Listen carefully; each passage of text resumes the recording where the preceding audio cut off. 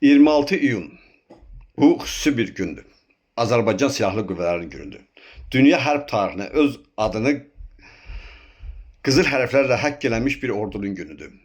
Bəli, 30 il müddətində biz zəif ordunun və yaxud ordunun olmamağı nə olduğunu bütün dünyanın gözü qarşısında görmüşük.